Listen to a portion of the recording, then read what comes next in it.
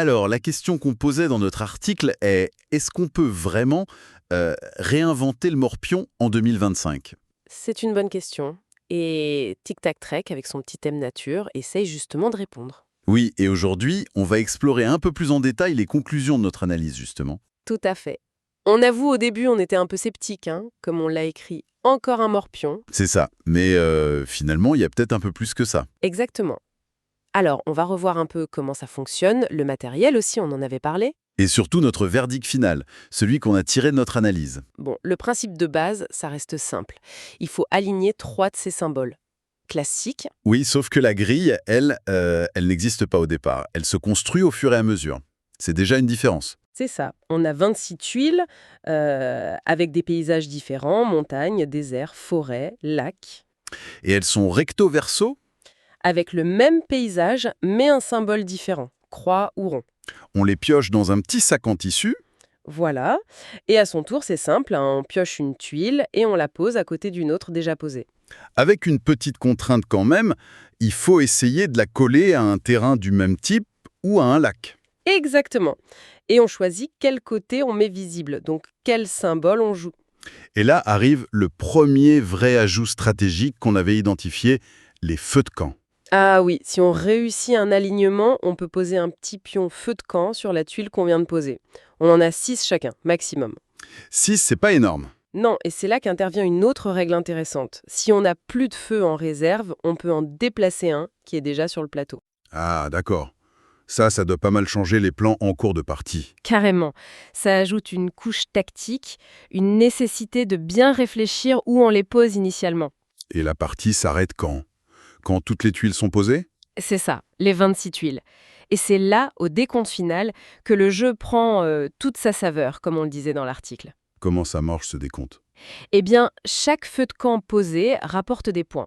Mais pas un nombre fixe, ça dépend du nombre d'espaces libres tout autour de lui. Libre, c'est-à-dire? Les 8 cases adjacentes, y compris les diagonales. Plus il y a de vide autour de ton feu à la fin, plus il rapporte. Ah oui, d'accord. Donc, faut anticiper non seulement ces alignements, mais aussi où placer ces feux pour qu'ils soient bien aérés à la fin. Exactement, c'est ça, le cœur stratégique qu'on a trouvé intéressant, très différent du simple alignement du morpion. Parlons un peu du matériel. On a mentionné la petite boîte métallique. Oui, ça, c'est un bon point qu'on avait relevé. Très compact, facile à emmener partout. Et dedans, on trouve quoi? Les tuiles en carton? Oui, des tuiles en carton assez épaisses, le petit sac pour piocher, les feux en bois, ça c'est sympa. Ça ajoute un petit côté tactile agréable. Mhm. Et les règles, claires et courtes, ça c'est bien aussi. Oui, l'ensemble est très fonctionnel. L'esthétique est simple, mais ça marche. Le côté un peu gadget des feux est plutôt réussi.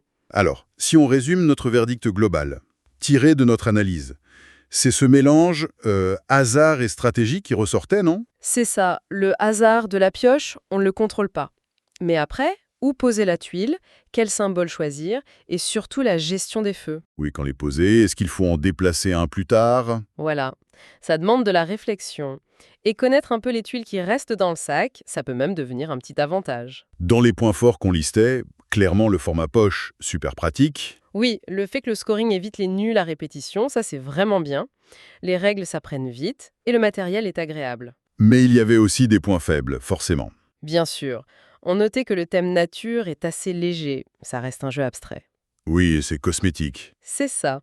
Le hasard de la pioche peut être un peu frustrant parfois si on ne tire vraiment pas ce qu'il faut. Et on se posait la question de la rejouabilité, une fois qu'on a bien compris le truc du scoring. Est-ce que ça tient sur la durée? C'est une bonne question. Et puis c'est un jeu pour 2 joueurs uniquement, pas de mode solo. Donc au final, d'après nos conclusions, pour qui est ce jeu? On pensait surtout aux joueurs occasionnels. Parfait pour le train, les voyages, pour des parties rapides de 15-20 minutes. Ou pour ceux qui aiment bien les classiques un peu revisités, sans chercher une énorme complexité? Exactement.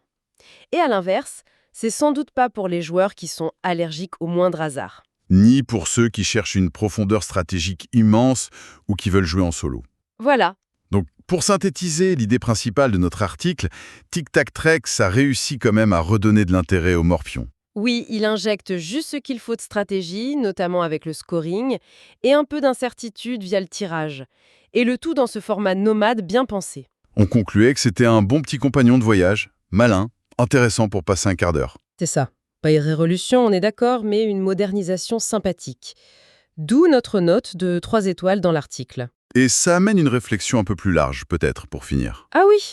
Si Tic Tac Trek a réussi à ajouter ses couches sur un jeu aussi simple que le Morpion, est-ce qu'on pourrait imaginer faire ça avec d'autres jeux classiques qu'on considère un peu résolus?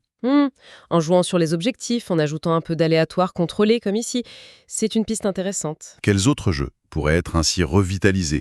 On laisse la question en suspens.